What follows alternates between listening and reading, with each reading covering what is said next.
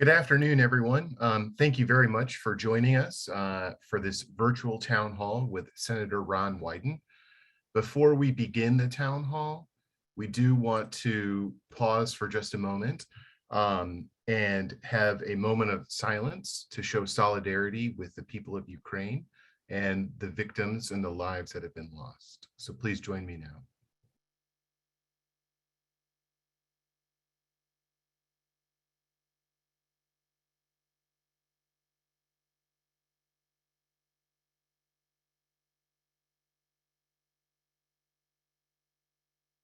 Thank you for that.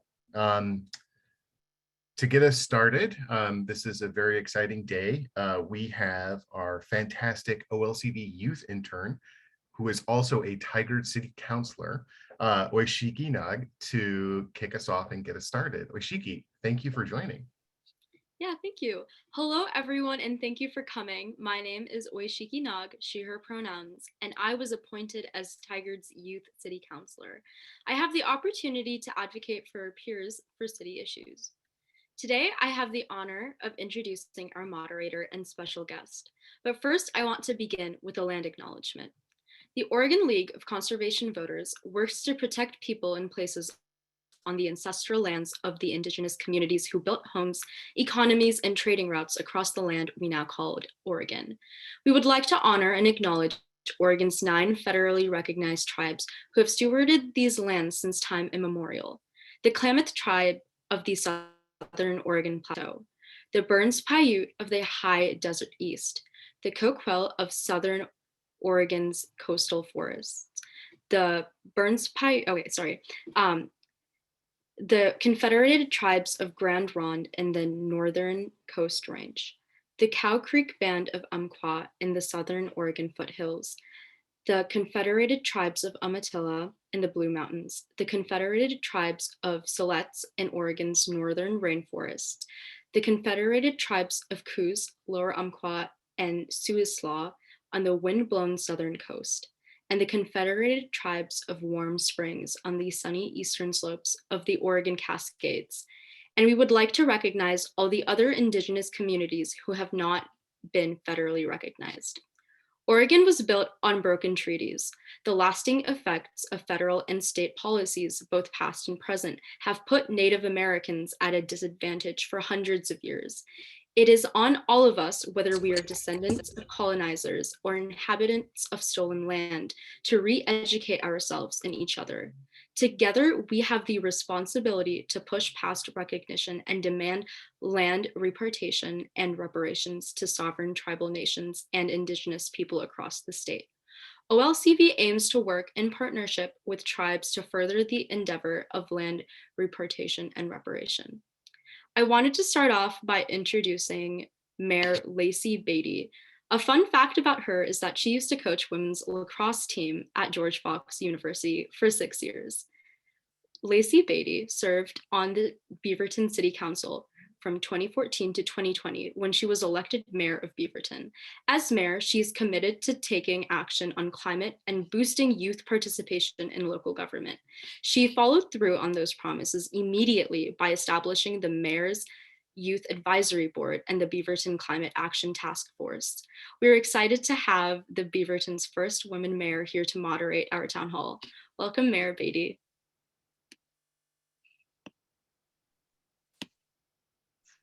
Thank you. I am unable to turn my camera on. I think the host needs to do it.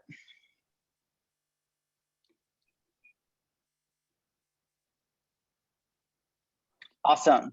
Thank you for such a warm, amazing introduction. And, I think mayor is a really cool title, but coach has been my all-time favorite. As a matter of fact, I got to last night have dinner with one of my favorite players that is a structural engineer in the city of Bend, and go ahead and meet with her and her fiance. And so it's always been one of my pride and joys to coach, and now I get to serve as mayor. I want to thank you, Senator Wyden and the Oregon League of Conservation Voters, for inviting me to moderate this town hall. Cities have played a pivotal role during this pandemic, and we've seen mayors and city councilors leading the way on economic recovery, vaccine clinics, business assistance, and so much more. In the light of how we see roles of cities expanding, especially when we start talking about infrastructure, speaking of things expanding, Finally, it feels like all of us are realizing that infrastructure is so much bigger than before. It's not just about highways and cars. It's about jobs and childcare and public transportation, multimodal transportation, climate change, and so much more. Here at the City of Beaverton, we've been taking some bold steps to prepare for the infrastructure or the investment into infrastructure with a big emphasis on climate justice and climate change. We recently launched our very first climate action task force, where 50% of the members are under the age of 30, and the majority of them identify as a person of color. We are continuing to use 100% renewable electric energy for city operations. Later this year, 2/3 of that energy will come from solar energy generated right here in Oregon. The remaining will come for wind, solar, and hydropower. We are being bold in how we are constructing our buildings, and we've got big multimodal transportation projects on the horizon. We are making huge shifts towards more pedestrian-focused, multimodal projects, and this is where Senator Wyden comes in and why his work is so important. The city will never be able to reach our climate goals without the help of the federal government. We won't be able to think about these big, bold projects without Build Back Better. We know that here in Oregon, our energy grid is at its current capacity. It is unable to support a massive shift towards electric vehicles. But if we are going to make a difference and an impact, we need to start planning for what that increase of our grid will look like. That is something Beaverton or the state cannot do alone. We need investment from the federal government to help us do that. We know that Build Back Better and bigger and better investments being proposed to help cities like do EVs, upgrade our grids that are needed to support them. This is a huge reason why we need this to pass. Our downtown loop project is a perfect example of how a city is being bold in our transportation projects and how we need both the infrastructure package and Build Back Better to make this happen. I'm excited to hear more from Senator Wyden on both Build Back Better and climate change, as well as hearing from the audience about all their questions. But before we get started, as the moderator, I do have a couple questions myself, if Senator Wyden's ready to join us. Thank you, Mayor Beatty. Before we get to the questions, I wanted to introduce Senator Ron Wyden. However, in the spirit of things, I wanted to do a really quick fun fact about Senator Wyden as well. He used to play basketball in high school, and he also got a basketball scholarship to UC Santa Barbara, which is amazing. Senator Ron Wyden, Oregon senior senator, was first elected to the U.S. Senate in 1996. He is the chairman of Senate Finance Committee, making him a key player in the passage of bold climate policies like the Build Back Better Act. He is also the leading Democrat on the Joint Committee on Taxation and sits on the Energy and Natural Resources, the Select Committee on Intelligence, and Budget Committee.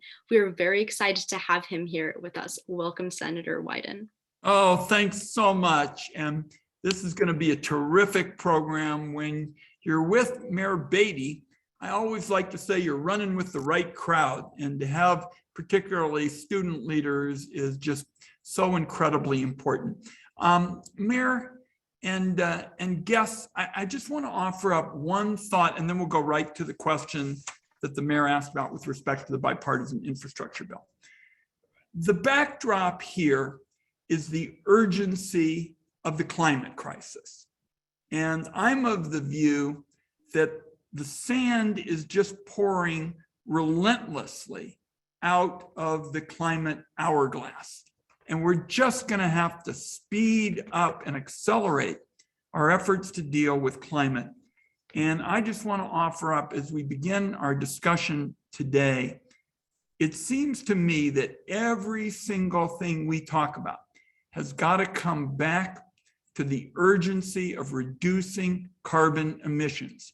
And that's what I'm trying to do as the chairman of the Senate Finance Committee, is holding everything up to the light and say, what does it really do to reduce carbon emissions? Because that really is the ball game. And I think it is central to our discussion. Now, with respect to what the mayor has said, the bipartisan infrastructure bill, we're proud to say, adds economic muscle. And it'll extend every nook and cranny of Oregon with a number of climate-focused projects. The law, for example, provides funding to states and communities to create new competitive grant programs for certain kinds of infrastructure. The state can expect to see $3.5 billion for bridges and roads and $747 million for public transportation, which is, again, absolutely key to dealing with climate. $500 million for water infrastructure, $100 million plus to increase broadband coverage. So the kind of focus with these resources are removing lead pipes to provide access to clean drinking water, increasing the reliability, as I stressed, on public transportation, and helping more students and families get broadband connectivity for school and work.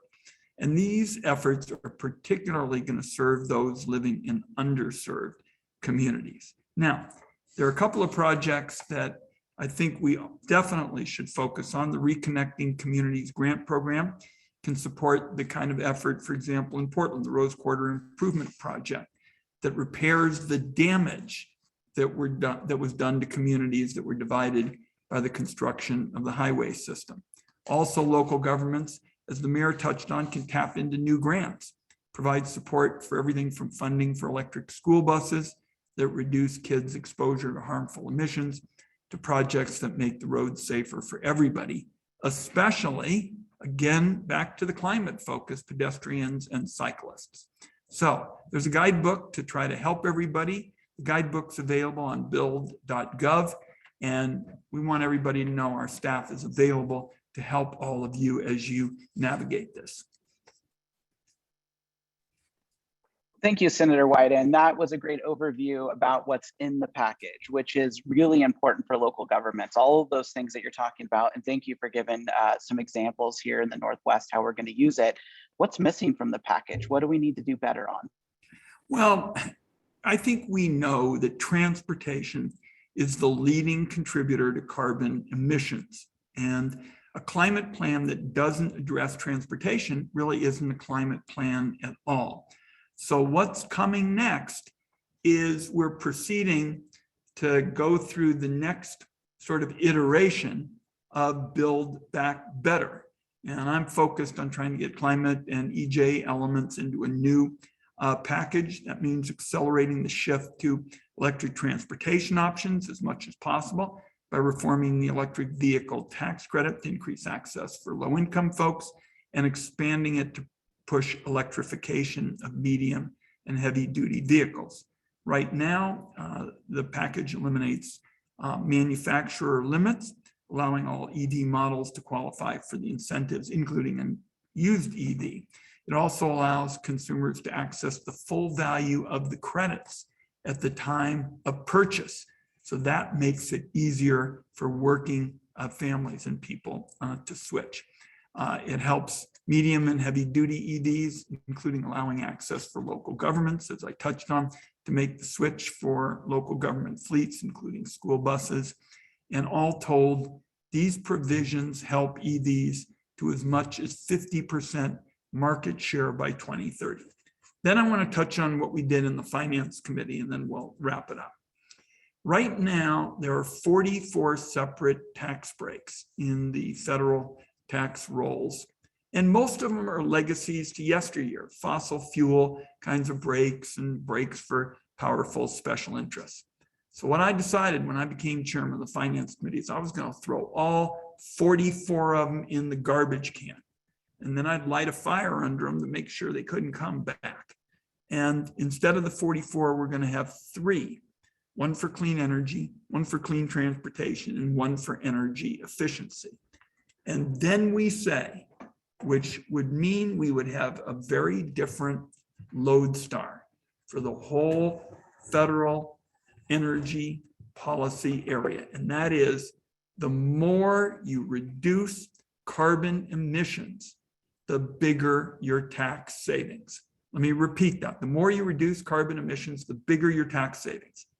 That alone gets to 50% of the carbon emission target that the Biden administration has decided they want to focus on. I think we also, because we bring together environmental advocates, progressive utilities, and others, I think it's the way to get 50 votes in the Senate and move this forward. So lots to talk about. I know we've got a lot of questions, Mayor, a lot of really good ones. Students, once again, go Oregon students, leading the way. We want to hear from all of you. Perfect. Well, I don't want to eclipse over what a really important thing that you just said in your comments there, which was expanding the tax credit to used vehicles and vehicles not currently on the list. We've been trying to help my mom purchase electric vehicle. The list is short. It's challenging. If we were able to purchase a used one, her living on a fixed income, it would go a lot longer. So thank you for the work that you're doing that to make sure everyone is included in the prosperity of being able to switch from a gasoline to electric vehicle. And here at the city, 50% of our community lives in multi apartment buildings. So working on microgrids and getting those charging stations across the country are going to mean that more people can access them. With all the work that's happening on those climate and environmental justice elements to get it in, what is the work happening to get those climate and environmental justice elements into the new package that can pass Senate? We know that you guys are on a razor thin majority here. So how are you guys working these in to make sure it passes? I believe we're in pretty good shape in terms of the EJ and climate provisions. Now, we're not done, but I went to Senator Manchin back in the years when I was chairman of the Energy Committee, and he said he wanted a technology neutral system. And I thought about it, Mayor and everybody listening, and I said, you know, I understand the politics of all this. And the reality is nobody even knows what technologies will reduce carbon emissions best 20 years from now. For our students who are listening, and we've got people of all ages, I think, on this, that's particularly relevant. Who knows what the technologies are going to be 20, 25 years ago? So I said, I'm in. All technologies are going to have a chance, but we're going to tie every one of them to this lodestar of reducing carbon emissions, because we have got to say, if we're as serious as I started with, that the sand is coming out of the climate hourglass, it's coming rapidly. The urgency is, to me, unquestioned. We've got to make that the across the board standard, and that's what we're trying to do. And I think we're in pretty good shape. We're not done, Mayor. There are a few issues with respect to kind of technical questions. We do have some carbon capture issues, but I think we're well positioned to get this done very shortly this spring.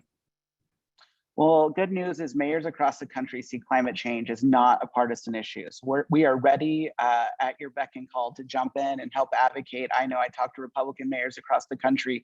We want this. And so this is a nonpartisan issue to us. So utilize and tap into the power of the United States mayors, because we're ready to do some work. Good for you. And you tell those mayors, particularly the Republican mayors, to give the green light to Mitch McConnell, because I have been talking to a lot of Republican senators and they'd like to go too for the same reason. You know, when you're breathing all these, horrible, fumes, and when you don't have the jobs you get from clean energy and you don't have the lower energy costs that you get from clean energy, that's not something people sit around and say, oh, I want the Democratic idea or the Republican idea. They say, let's go. And that's what our Clean Energy for America bill does. That's amazing. It is also amazing for two elected officials. We're a couple minutes ahead of schedule. So I just wanted to give you a couple minutes to give the audience, like, what's the latest in DC? It's been a challenging week, as we know, with everything going on in Ukraine and Russia. As a U.S. Army veteran, I know the seriousness of our Congress and the work that you guys have to do around that. So why don't you take a couple minutes and let us know what's happening in DC? Yeah, here it is as of the latest hour. I think we know the Ukrainians are putting up a courageous fight. There is no question in my mind that this is an unprovoked attack by Vladimir Putin on a country that is hoping for democratic aspirations, to have, for example, an open discussion the way we are, today. Vladimir Putin doesn't want that. He wants to restore the old Soviet Union. And, he's a braggart. He's always interested in riding around in a horse with his shirt off and showing off and the like. And he'd like to recreate the old Soviet Union. We're going to take him on in terms of these sanctions. And the president most recently has made it clear that he's going to sanction Putin.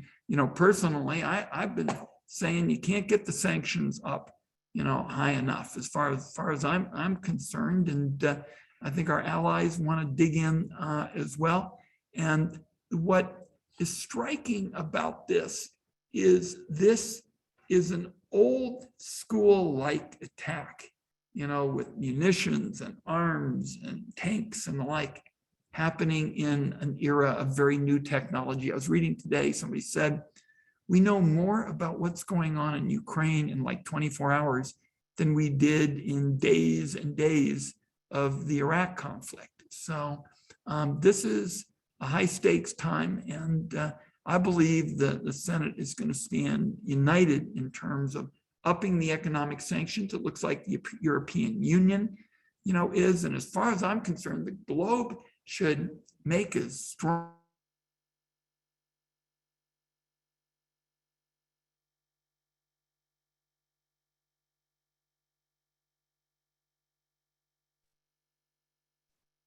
All right, looks like we might have lost the senator for a quick minute.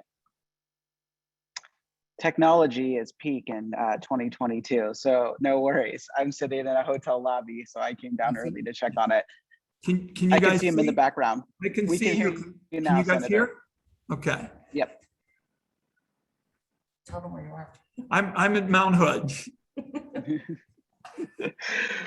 The senator and I are both on different trips, but when the senator asks, I come listening. So I will jump right into the questions. Thank you for the roundup on happening in DC. And as someone who has experienced war firsthand, I can tell you it is hell. And I wish a lot of the Ukrainians luck. Americans are very lucky. We've never seen war unfold on our front step. And I hope to God we never will. And so please, peace be with you as you move in the next couple of weeks and stand with the Ukrainian people. And thank you for all your service, Mayor, both in the military and in this really important position leading such an important community.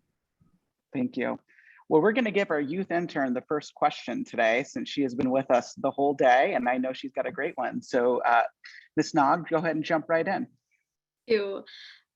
As a current member of the City Council, I had the opportunity to work on one of Tigard's 5 council goals, one of them being climate resiliency. Tigard is committed to being carbon neutral by 2035, and we are dedicated to attacking this problem in multiple creative and bold aspects. However, as the youth representative for Tigard, I wanted to bring light to more youth voices when it comes to crafting the climate resiliency plan. When it comes to climate change, youth get targeted disproportionately, causing many youth to feel very passionately about this certain issue. I had the privilege to lead the creation of Climate Champions, a youth cohort focused on creating and advising in the creation of climate resiliency plan, as well as helping the community overall through volunteer projects. One of my questions for Senator Wyden is, how can youth voices be elevated when it comes to the national conversation of climate policy and direct action that youth can take to get more involved to see federal climate policy change? A great starter. And my short response is, I urge Oregon young people, given the urgency of this, to be involved in tackling these issues at the local, state, and federal level. And in each area, there's an opportunity. I mean, the mayor will tell you about things that she is doing in the city to try to, promote the kind of climate action policies at the local level. The state, we have a lot of state legislators who are very interested in this. I've stressed the urgency at the federal level, particularly by throwing the tax system in the garbage can and saying the new tax code is going to focus on the more you reduce carbon emissions, the bigger your tax savings. So I'd start with the proposition that it's important to devise initiatives at every level of government. The second point I'd say is it's important to recognize that political change still doesn't start in government buildings and then trickle down. It comes from the grassroots up. And I saw that again this past week when Trace Terrell, one of your fellow young Oregonians, a senior at Lapine High School, talked about what he'd been doing with peer-to-peer crisis response at Youthline. And we've got a lot of young people with mental health challenges. We had challenges before the pandemic, as I'm sure you know. We have many more challenges now. And Trace said that 80% of the mental health referrals at his school, Lapine High School, went unfollowed up. You know, they just weren't going to be addressed. And I made a commitment to Trace at that time. I said, Trace Terrell, Lapine High School, you're gonna have a place at the table as we in the United States Senate go forward with mental health decisions. I think that's exactly what your climate champions ought to be doing. And I want you to know climate champions will have a place at our table, at the Oregon table, to continue to engage on these issues. Can't wait to see your climate resiliency plan. When do you think you can have it ready to go? Our current plan, our projected date is June 2023. Okay. And you know what would be good? If you could say every couple of months, you'll give us an update, that would be great too. Because, you know, as I say, you know, the political system today is sort of objects at rest, just stay at rest until you come along and jar them. So if you all have, say, because you're going to go all the way through to well into 2023, you have a good idea in a month or 6 weeks, somebody shoot us a text, get it to us in our office. Malcolm McGeary is the point person. I'll get you an email for this after the meeting, but I think it would be great to have sort of regular updates so students can say, hey, we thought of something 10 days ago. We got it to Ron, we got it to Malcolm. They're interested in talking about it. This one fits here, this one fits there. So let's play some offense on this, okay? Thank you And so much for the response. Great, thank you. And if the senator tells you to contact him, he truly means it. He is not one of those elected officials that says that in meetings, and him and his team are very responsive. So we'll make sure you get that follow-up after this. All right, our next question on deck is from Ukiah Hollerin Steiner. Are you with us today? Where's your Ukiah? I know Ukiah. I think we're working to get everyone uploaded. There we go. If we could Where's spotlight Ukiah, that'd be great. There's Ukiah. Hey, how you doing? Glad you're on. Are you going to tell us about your climate story? Yes, thank you. Can everybody hear me? I'm having some Wi-Fi technical issues today. So if for some reason you can't, just let me know and I will turn my camera off. But yeah, I'm Ukiah Halloran-Steiner. I use she, her pronouns, and I'm 16 and I live outside of McMinnville, Oregon. So I'm gonna read my climate story and then I have a question for you, Senator Wyden. And I think you actually have heard this story before when I met with you in the fall, but I want everybody to hear it because I think it's really important. All right, so I have lived my whole life on a farm outside of McMinnville. It's home to a forest and garden and orchard, goats and chickens and people. And if you look out the window in my house, there are hay fields. An old farmer, Steve Cohn, and his son cut and rake and bale and buck that hay into bales to sell so they can continue to afford to feed their wives and care for their family home. And as a little kid, before their tractors showed up on the driveway, I remember running through grasses that reached past my head, growing into the sky. Those fields were magical places in early June. The grasses were tall, green, and alive. A few years passed and I turned 15. The summer came and went, and as it left, the smoke and fires rolled in, threatening the state that I call home. I feared for my house, my backyard forest, the food in our garden, my sweet baby goats, and my life. While the flames didn't reach me, they sure reached others, killing people and destroying more than 5,000 homes and 400,000 Oregon acres. They stung my eyes with smoky air and tears and scarred my mind with yellow skies. And when I thought about those lost homes, I realized it could have been me. 7 months passed and the thermometer read 113 degrees in the shade. The temperature rose and didn't seem to fall below 95 degrees. And the trees that I loved in that lively forest burned in the heat, their leaves and needles scorched orange. The heat baked those fields of beautiful hay, turning them brown before each stalk could finish growing. And then they stood up to my knees, withered and shrunken from the heat and drought. And my neighbors, those farmers, worked in the heat, harvesting the meager proportion of grass, bundling and preparing it to sell. They got a lot less hay this year, probably less than any year they've ever been alive. the heat, they said, we're just dealing with Mother Nature. I really wish that was all. All right, thank you for listening. And then my question for you, Senator Wyden, is do you support an end to freeway expansions? I know you're a supporter of electric vehicles, which is great, but we know that electrification isn't predicted to happen fast enough to meet our carbon reduction goals.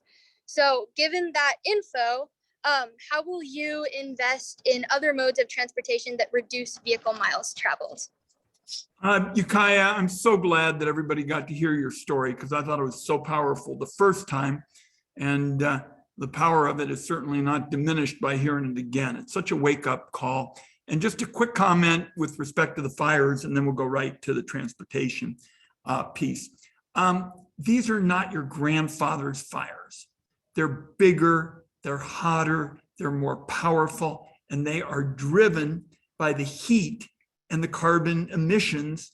Certainly, we can have a debate how much each fire is due to heat and carbon emissions, but we know that climate change is driving these fires, certainly in a significant kind of fashion. So when you're talking about 115 degrees on our doorstep, I'm going to be talking about heat islands a little, later on. First and foremost, reducing carbon emissions, as I've touched on, is a big driver of the kinds of fires that are making, farming even harder than it ought to be under just all the economic challenges the farmer has today. With respect to transportation, President Biden is saying in the future, with respect to transportation dollars, the focus is going to be on maintenance and repairs of existing roads rather than new construction.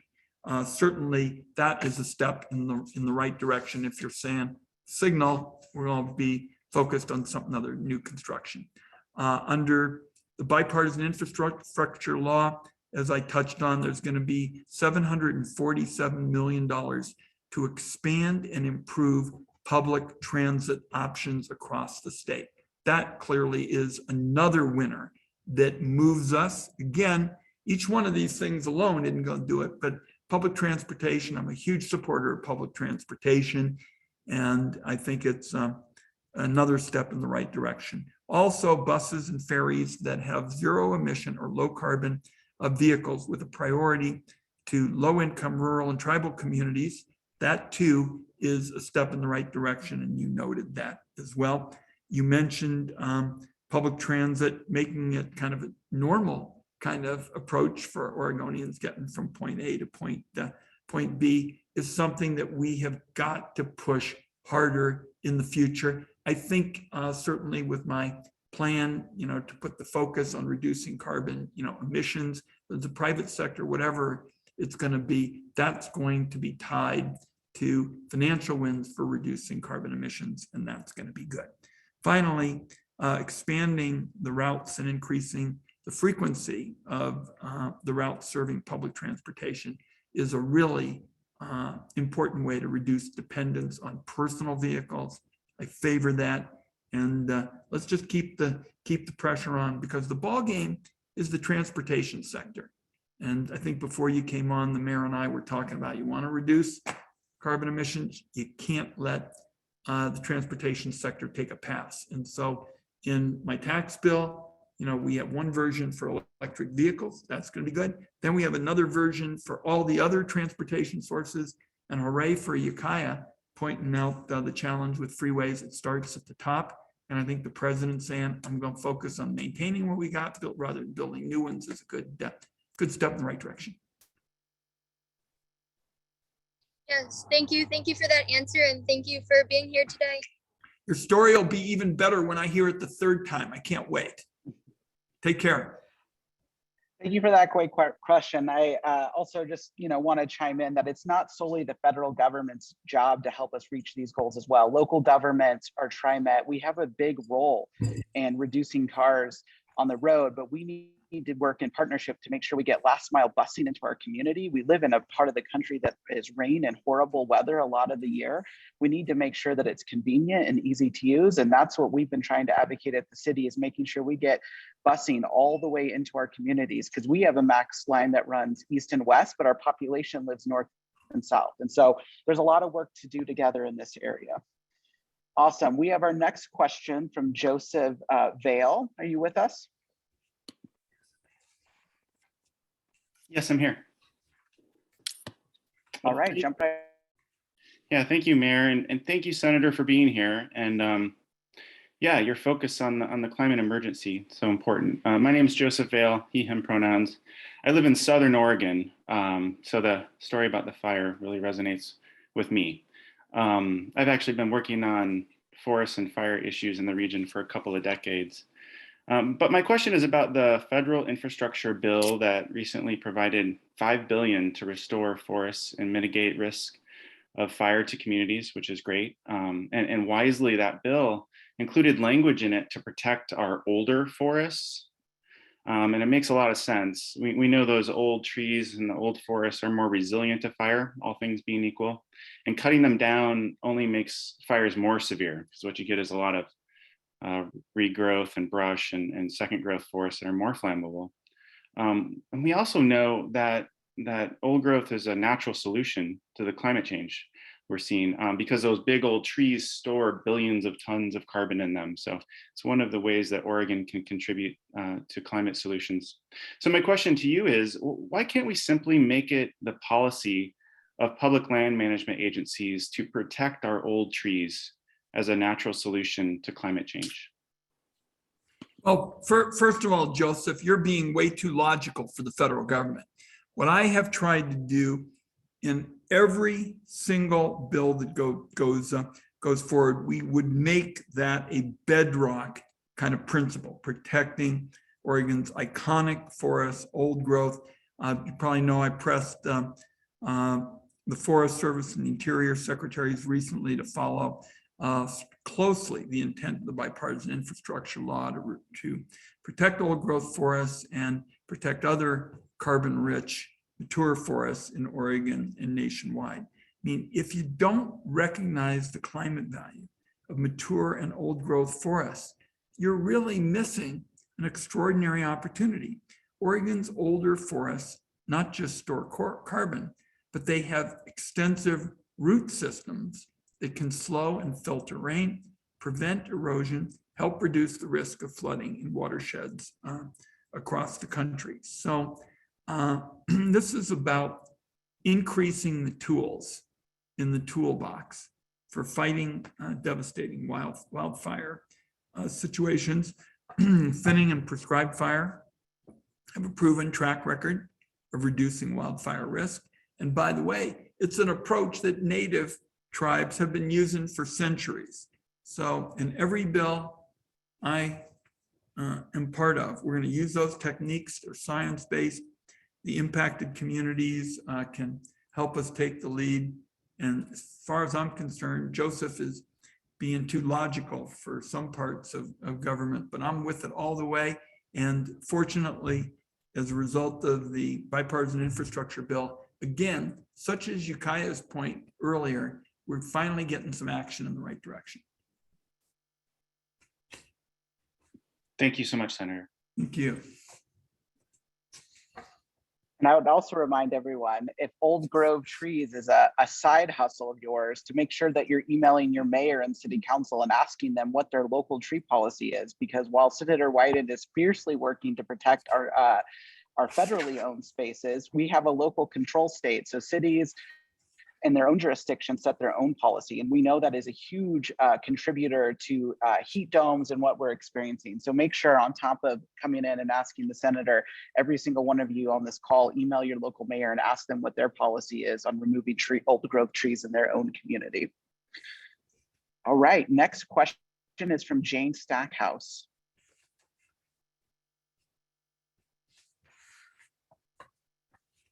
Hello, Senator Wyden. I'm Jane Stackhouse. I live in Portland, Oregon. I am a retired training manager, retired from Nike, and a full-time climate activist. It's a good way to spend one's retirement years. I'm really pleased with your proposal to do away with the 44 tax breaks that fossil fuel companies are getting. I noticed you first introduced that in 2019. And what I'm wondering is, what can we, in Oregon do to help you get that passed and to help eliminate the hidden tax subsidies that are going on for fossil fuels? So we can Jane, even I think it's wonderful that you all want to, again, hit the grassroots. I think that reaching out to every member of the Senate is first and foremost, because we have to get 50 votes.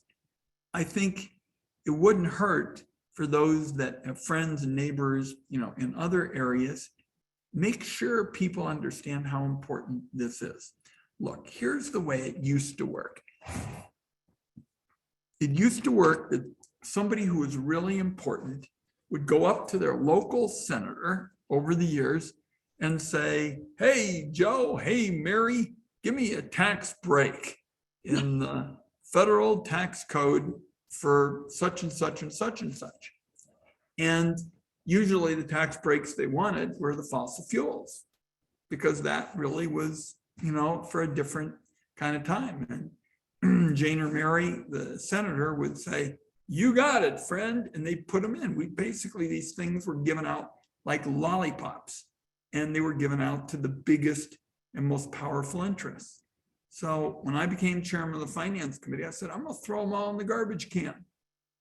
And, when the finance committee Democrats heard about this, a lot of them said, oh, that's Ron. He's always got these big ventures and, we'll see about it. And a lot of the big interest groups said, no way that's going to happen. Those are powerful people. It's going to happen. But I kept coming back to the urgency of the climate issue and how, look, let's let everybody play. Everybody can play, but the future of the system is the more you reduce carbon emissions, the bigger your tax savings. So we've been able to hang on to a big chunk of the bill, particularly when American companies are not only subsidizing fossil fuels here, but around the world. And I think, Jane, if you all can just log in to members of Congress, particularly in the Senate, but around the country, and just say, hey, folks, this idea is the centerpiece right now of efforts on climate in the Senate. It ought to be the focus of our efforts because we need climate change, legislation that attacks climate change now, and we can't leave this idea by the wayside. And I think it'd be great if you contact and your friends, as many of the senators as you could, and follow it up in the House too. There's no reason to keep these 44 outdated kind of policies. There's a lot of reason to have our new tax system in America, because taxes send a big message. They send a big economic message. And if we're sending a new message that the more you reduce carbon emissions, the bigger your tax savings, that's going to stick. Thank you. I'll get my teams on that. I appreciate Wonderful. it. Thank you. Nothing like a call to action from our senior senator here on how to get things done. So it's generally wise if we follow the advice of Senator Wyden. So if you're on the call, make sure you have your call to action. You're calling mayors after this, asking the tree policy, and you're writing to all the US senators talking about tax breaks and why it's beneficial to them. So we need your help. Sometimes it's about knowing that the community wants something across the country, and it's not just Senator Wyden from good old Oregon telling people we need climate change. We got to hear it from everyone. All right, Jane Trousdale, are you with us today? Yes, I am. Thank you for this opportunity to ask a question. So I'm James Trousdale. I'm a relatively new father here in Central Oregon in Bend. And my question is really around, I'm really excited about the Build Back Better plan. I see a lot of dollars. I see a lot of really good projects that are getting some nice financial benefit that they've been overlooked for many years. But my slant on this is, as a new father and someone who's really concerned about what the future of my son's life looks like in the next 2 decades, and trying to figure out, like, when there are weeks that I can't go outside in the summer because the air is too smoky, when there are moments where we can't be sure of his safety and his developing lungs and what that's going to look like, how can we ensure that these Build Back Better dollars are going to be used in ways that are going to benefit him throughout his life and not be this short-term focus on just carbon reduction at this moment in hopes that gets through. Hey, James, that's a terrific question. We're so glad that you're focused on young people. Let me make the point. A lot of folks don't know. Lacey does about my shady past. I was director of the Gray Panthers, a senior citizens group, for decades, for almost 7 years before I went into public life. And what I've been doing over the last few days is working again to line up air conditioners and filtration systems from private insurers, because you and your kid are having trouble breathing, but the seniors are having trouble breathing too. As the mayor, knows, last summer, I'd see a lot of seniors going to the cooling centers, and I'd go in and visit with them. And these were, seniors, we used to call it the Sunday best, but they were very clearly people who valued when they went out, they wanted to put on their best. And they came, they would have a book and they'd have a phone and all this kind of thing. And they were going to stay at the cooling center. And I was concerned because we're in the middle of a pandemic and that wasn't particularly good. But I talked to them and they'd say, Ron, I bought a house 60 years ago with Jim and he passed away, or some kind of conversation. And I can't breathe. I can't breathe in my house. And so I'm glad that you brought up the 2-year-olds and what it means for your family. I want to also point out that climate change is really hard on seniors, people in the BIPOC, community. And a lot of those folks have really paid their dues to our state, and they've been there for all the charities and the Little League activities and the like. And we owe it to them as well as your 2-year-olds. So I mentioned the Clean Energy for America bill. I think you probably heard about it, the change in the tax system to make sure we start rewarding carbon emissions. Let me mention one other in response to your question. I have been the author of a 21st century civilian climate corps so that we can get young people back to work and restore our public lands right now and prevent wildfires. We want to get a down payment on this CCC, concept. We did get it in the bipartisan infrastructure bill with approach was signed into law, $6 billion for wildfire risk mitigation and forest health treatments. But what we want to do is fully complete the effort to have a full civilian climate corps, along with those clean energy incentives. And we'll tell everybody, now's the time to put up, or as we used to say, shut up about climate change.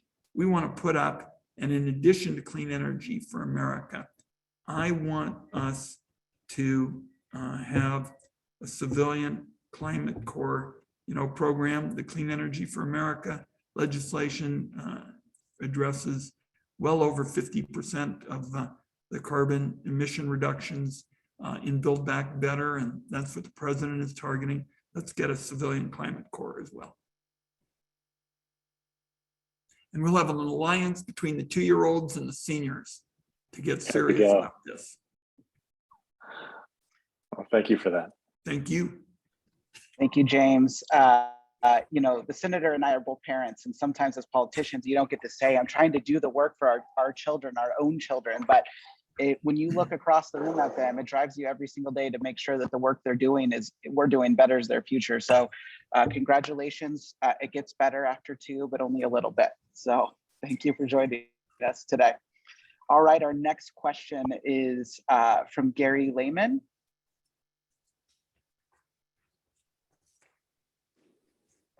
Good afternoon. Can you hear me? Yep. Well, Senator Wyden, thank you for joining us today. I'm a retired individual. I live in Newport, Oregon.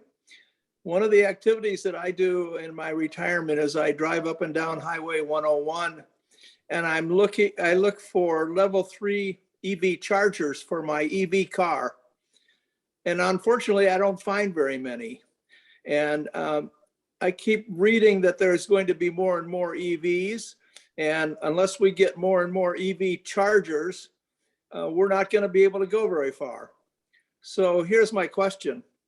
What can be done with the infrastructure funds that recently passed to promote the use of the wave to energy test site that now is coming online between Newport and Waldport?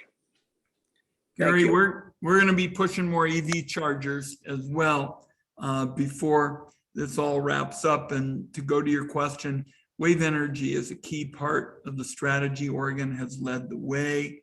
I've pushed for years for funds, particularly at Oregon State, for their wave energy test facility. The Department of Energy in January announced $25 million for new funding to support the PAC Wave energy site. This is going to be for research and development, ultimately the deployment of wave energy technologies, and the bipartisan infrastructure law created and increased funding for a number of grant programs. I hope Oregonians will apply, and if you'll get us an email or a phone number, we'll follow up with you. If you get it to either the League of Conservation Voters or our office, we'll follow up with you.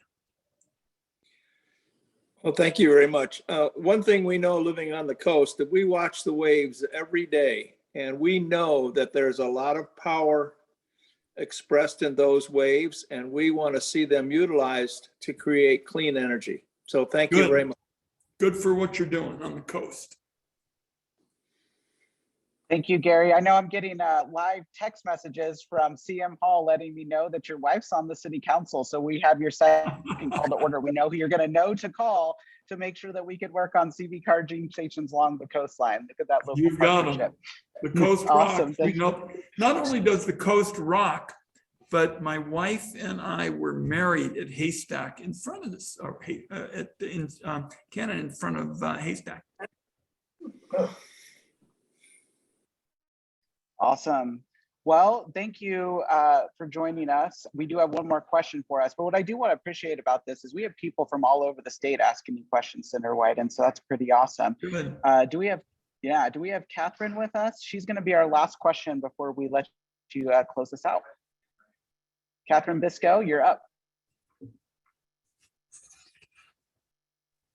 You're muted. Good afternoon. Thank you, Mayor Beatty, for hosting this afternoon, and welcome, Senator Wyden. My name is Catherine Biscoe. I am from Philomath, Oregon, in the southern Willamette Valley, and I serve as a member of the City Council. And I share with other elected officials the challenge of balancing diminishing water resources and the pressures of growth on our communities. For many Oregonians, limited water availability and creating resiliency through shared water usage continue to be topics of concerns across the state as water resources become less dependable. What congressional support and infrastructure funding is being considered to cover research on local and regional water capacities, and what federal investments will be made to offset the considerable cost of building resilient water infrastructure between cities and regions? Catherine, a really important topic. Now, the infrastructure bill includes $8 billion for Western water infrastructure and includes a lot of my Water for Conservation and Farming Act. You know, my view is that so many of these policies really have given short shrift to farmers. And I have town meetings in every county in Oregon. I just had my 1000th just a couple of days ago. And I'm always struck that the farmers, not only are they such good citizens, always participating, giving ideas and the like, but they're always looking for innovations, and they want to do more for conservation. So what the funding is going to do is help the Bureau of Rec improve water infrastructure, upgrade aging infrastructure, increase water storage, help communities respond to drought, but particularly is going to have farmers at the table. We've got to have our farmers at the table. They want that. They're going to deliver dollar for dollar some of the best ideas in terms of water conservation, attacking climate change. And I think, Mayor, this is almost, I guess you're wrapping up. This is a good one to quit on, because all through the program, we mentioned just about everybody except farmers. We touched on a little bit with Ukiah and the hay fields and stuff like that. But my Water for Conservation and Farming Act puts it front and center. And 3 cheers for Catherine Biscoe for bringing this conversation, home. We've talked a lot about things that affect cities and suburbs and areas with high population. What your question, Catherine, appropriately does is bring it back home to the fact that Oregon is overwhelmingly a rural state. We want to make sure our farmers are at the table, and this is a good program to do it. Thank you, Councillor Biscoe, for closing us out this evening. Cities are the incubating hub right now, generating great ideas. I know Senator Wyden always looks to us and where the next great ideas are coming from. Senator, is there anything you want the audience to know? Thank you, and congratulations on over 1,000 town halls. That's remarkable. Mayor, I have a lengthy closing address, and I always warn people that if a senator or chair of some committee is going to give you a closing address, you should try to get out as fast as you can. Just shut down your system and get out the door. And my closing address is just thank you to everybody for giving up a nice chunk of their Saturday afternoon to educate me. And I think it reflects, Mayor, what we talked about, whatever it was, an hour or so ago, the urgency of the challenge. The sand, folks, is just pouring out of the climate hourglass. We got to step up our game. I'm trying to do that in terms of taxes, trying to do it in terms of 21st Century Climate Corps, trying to do it in terms of the farmers. The last question for Catherine, but we know we're playing catch-up ball. I mean, we wish we had done this years and years ago, but Oregon and the country is strong. We're led by folks at the local level like Mayor Lacey Beatty, and I just want you to know I'm all in on this. Thanks, everybody. Thank you, and don't quite, the senator is leaving us, but we do have 10 minutes left in the program. We have our youth speaker coming back up to give you guys a little bit of a pitch. So thank you, Senator Wyden. We'll let you get on to the rest of your day, and I'm gonna turn Thanks, everybody. the Zoom, yeah, Thanks, turn Mayor. the Zoom back over to our youth leader here. All right. Okay, we have Charlotte as well. Yeah, I just wanted to Charlotte. jump in real quick. Thank you, Mayor Beatty. Before we turn things back over to Oishiki, thank you for being here and moderating our town hall today, especially during your husband's birthday weekend. Please wish him a happy birthday from all of us at OLCV. Big thanks to Senator Wyden for being here as well. And to all the folks who joined us today. As we heard from the senator, there is still a lot of work to be done to pass the Build Back Better Act and to address the climate crisis. So I want to encourage all of you to stay involved in the fight in a couple of key ways. First, please like OLCV's Facebook post and add a comment to thank Senator Wyden for spending his time with us today and for his leadership on climate action, as well as thanking Mayor Beatty for her time and support as our moderator today. We're going to throw a link to the post in the chat, so please head there right now and add your thanks. In terms of advocating for federal climate action, as many of you probably know, President Biden will be delivering his State of the Union address on Tuesday, March 1st at 6:00 p.m. Pacific time. It's really important that we tune in and listen to what the president says about the future of the Build Back Better Act. After that, it will be up to us, everyday climate activists, to keep the momentum going and to urge Congress to take action on climate.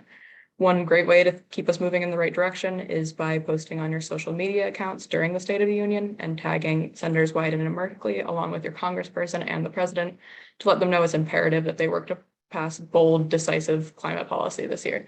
We know we urgently need climate action right now. Climate change is not going to take a year off, and neither can we.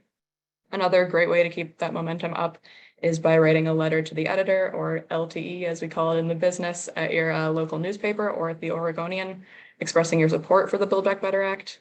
These short comments are a great tool for elected leaders like Senator Wyden to use in urging their colleagues to vote the right way. They're also a great way to show your appreciation for Senator Wyden's work and let him know that he's representing our state in the very best way possible. OLCV has put together a toolkit that we update with the latest news regarding the Build Back Better Act and the climate plays laid out in it. Our organizing team is also available to support you by answering questions, proofreading, editing, really anything you need. Our contact info will be listed in the toolkit, which is going into the chat right now. Please don't hesitate to reach out if you need anything from any of us. Thanks again for your time, everybody. I'm going to turn things back over to Oishiki to let our young folks know about some of the additional ways they can get involved.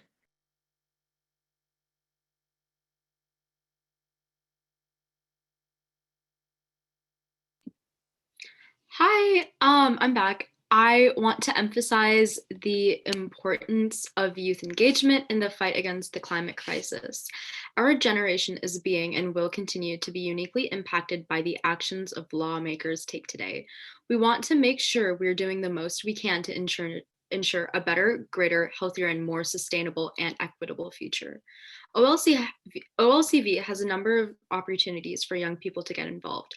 I'll highlight 2 of them today. Number 1, sign up to be an OLCV youth intern. As an intern, I had the opportunity to work on testifying for state climate policy, one of the bills being towards House Bill 2021.